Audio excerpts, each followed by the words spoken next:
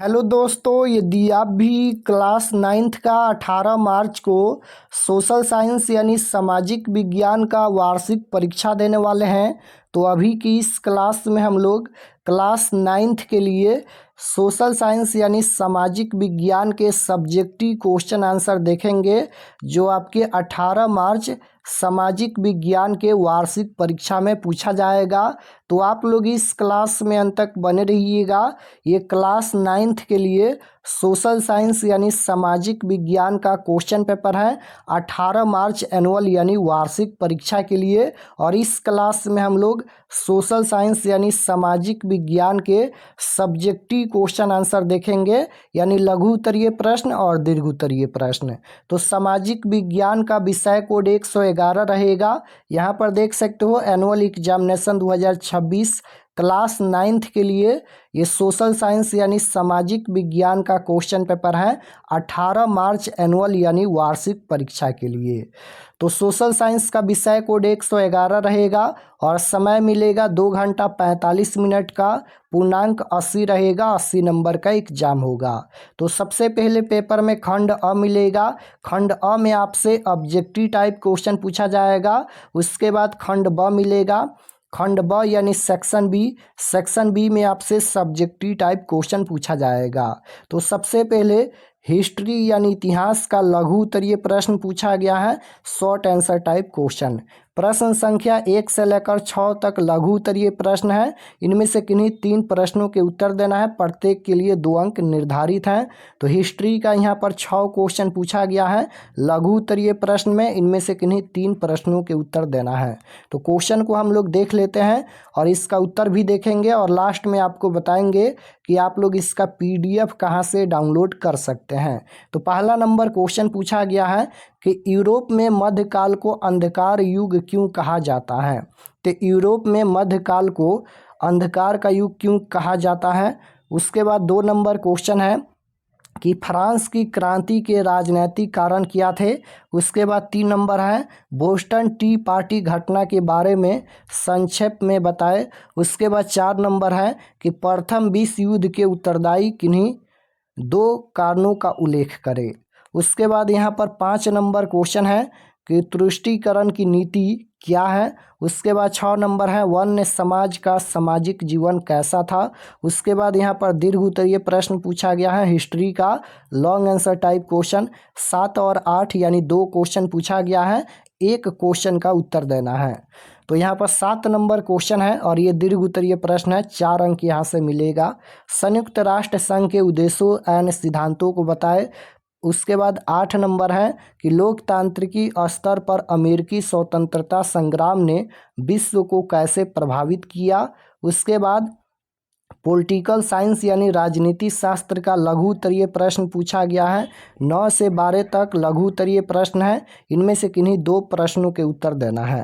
तो 9 number question है संघीय शासन प्रणाली से आपका क्या अभिप्राय है। उसके बाद है मौलिक अधिकार को परिभाषित करें।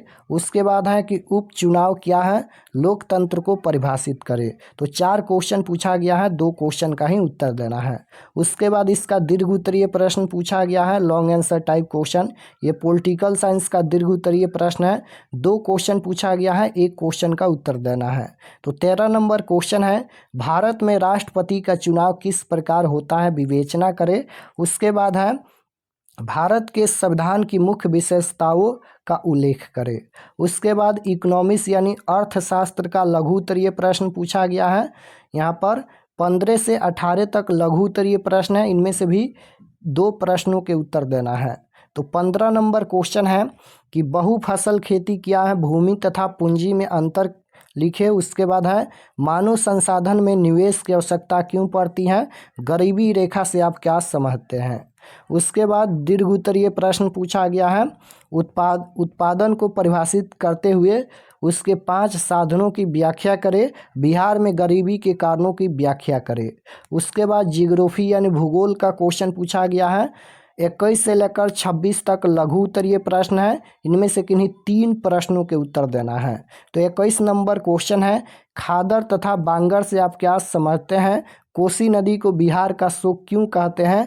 उसके बाद है, फेरल का नियम क्या है? भारतीय मानसून की 2 विशेषताओं का उल्लेख करें। बिहार में किस प्रकार की प्राकृतिक वनस्पति पाई जाती हैं? लिंगानुपात क्या है? उसके बाद यहाँ पर इसका दीर्घ उत्तरीय प्रश्न पूछा गया है, लॉन्ग आंसर टाइप क्वेश्चन। ये जियोग्राफी का दीर्घ उत्तरीय प्रश्न है। 2 क्वेश्चन पूछा गया है, 27 और 28। एक क्वेश्चन का उत्तर देना है परीक्षा में।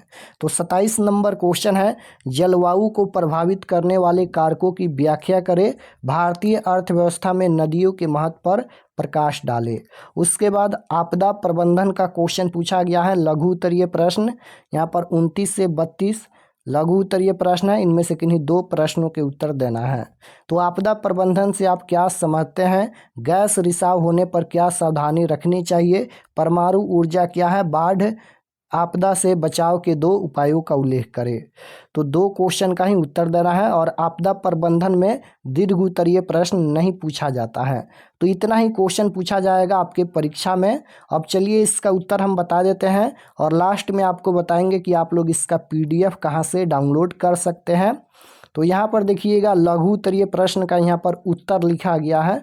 जैसे 1 नंबर क्वेश्चन पूछा गया था, यूरोप में मध्यकाल को अंधकार युग क्यों कहा जाता है? तो इसका उत्तर है कि यूरोप में मध्यकाल लगभग 5वीं से 15वीं शताब्दी को अंधकार युग इसलिए कहा जाता है क्योंकि इस दौरान वैज्ञानिक सोच, तर्क और कला के क्षेत्र में प्रगति रुक गई थी।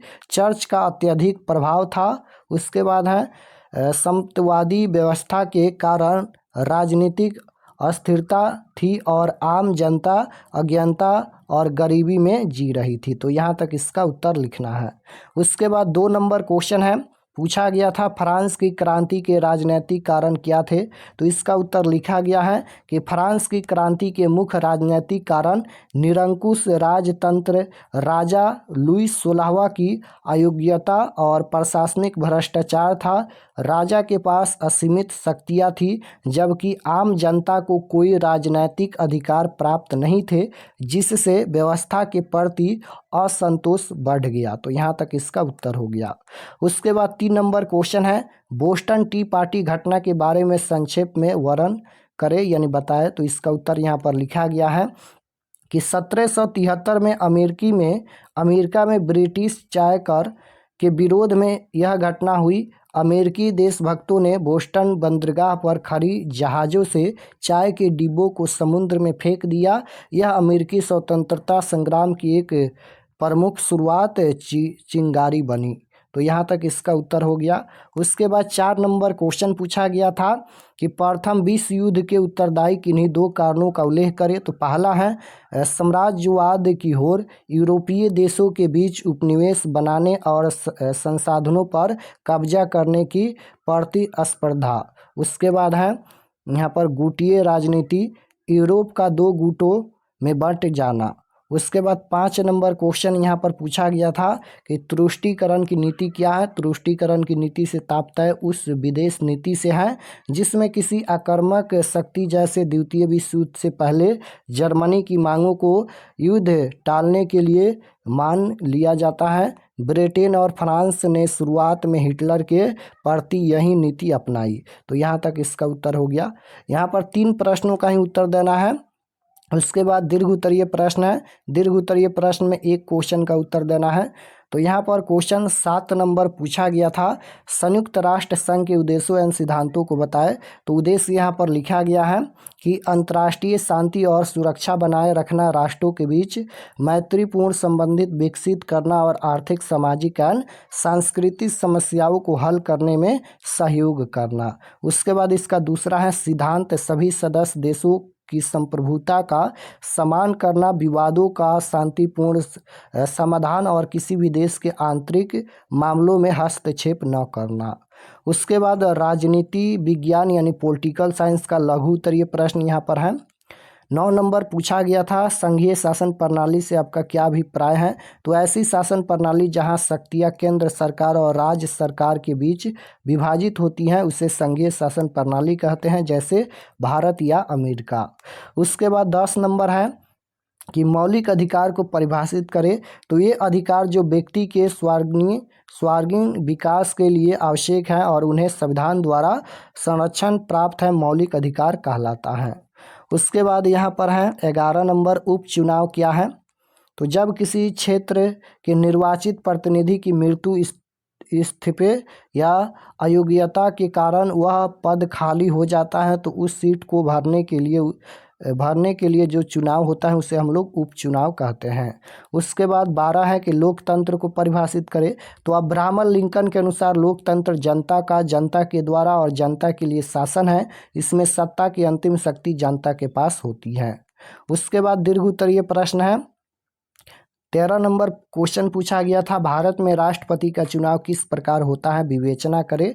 तो इसका उत्तर है भारत के राष्ट्रपति का चुनाव अप्रत्यक्ष रूप से एक निर्वाचक मंडल द्वारा होता है। इसमें संसद के दोनों सदनों लोकसभा और राज्यसभा के निर्वाचित सदस्य और राज्यों की विधानसभाओं के निर्वाचित सदस्य मतदान करते हैं। यह चुनाव अनुपातिक प्रतिनिधित्व प्रणाली के आधार पर होता है। उसके बाद यहाँ पर है इकोनॉमिक्स का लघु उत्तरीय प्रश्न।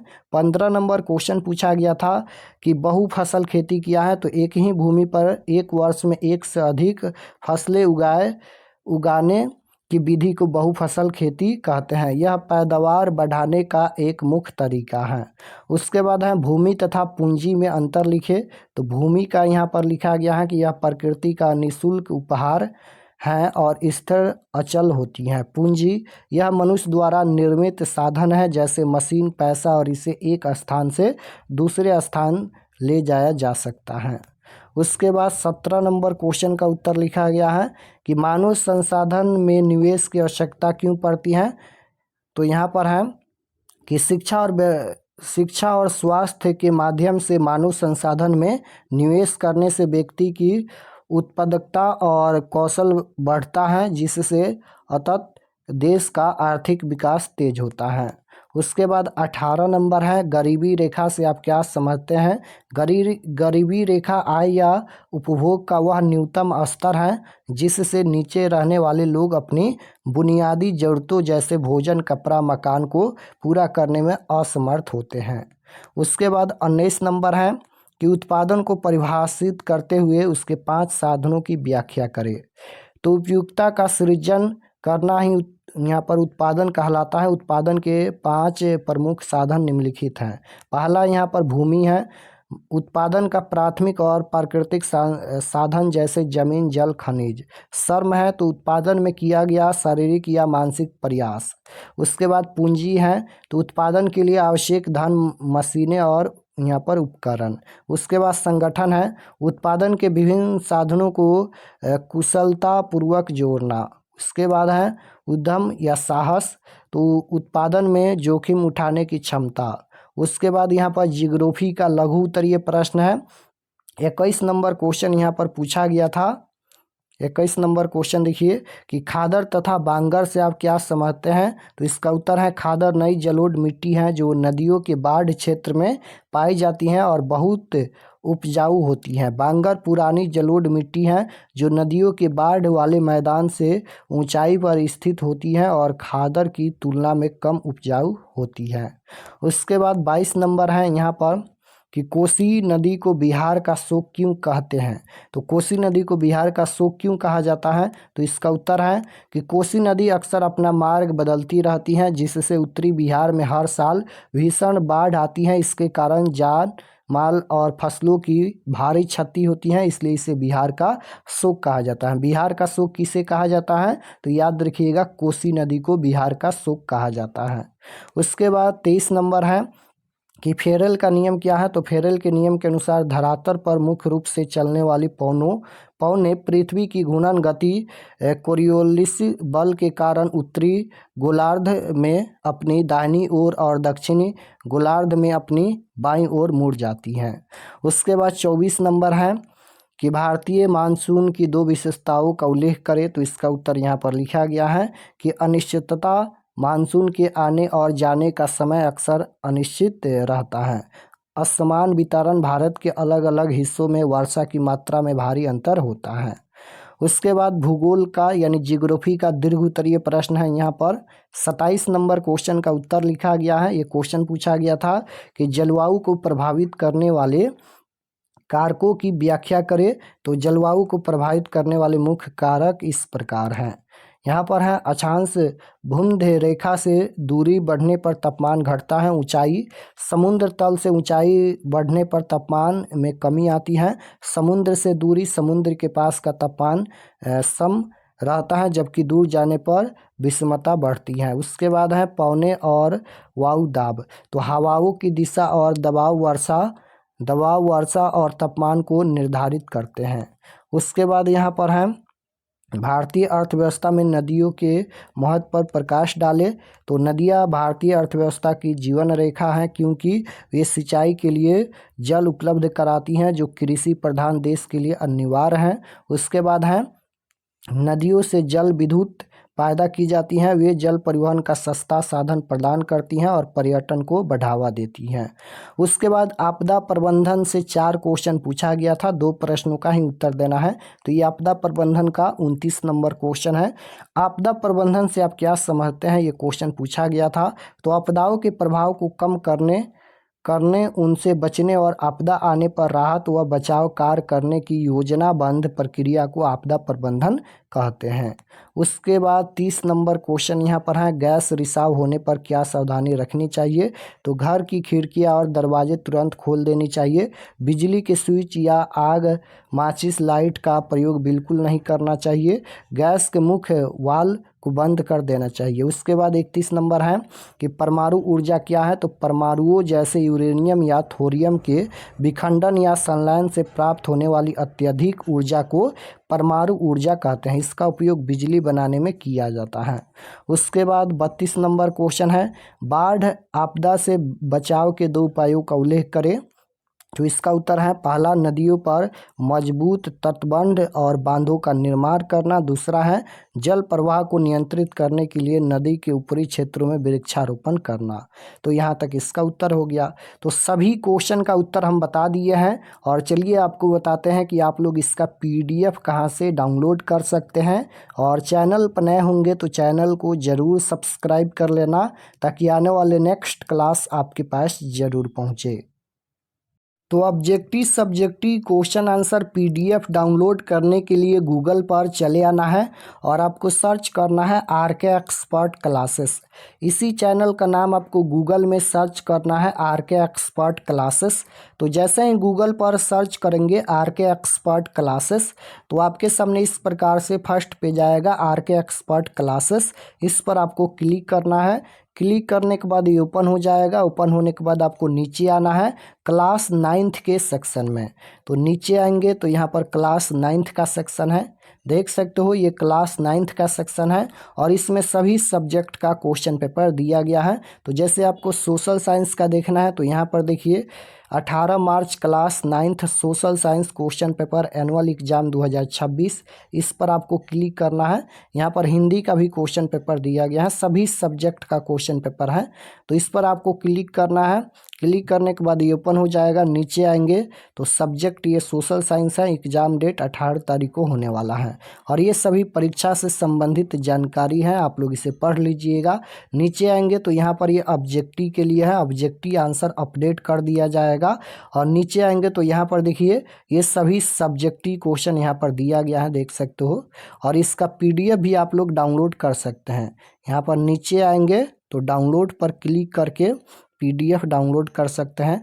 यहाँ पर देखिए डाउनलोड पर आपको क्लिक करना है, PDF डाउनलोड हो जाएगा। हम अपडेट कर दिया है तो क्लिक करेंगे यहाँ पर, तो आपके सामने देख सकते हो ये सभी PDF आपके सामने ओपन हो गया। तो यहाँ से आकर आप लोग क्वेश्चन पेपर और PDF डाउनलोड कर सकते हैं।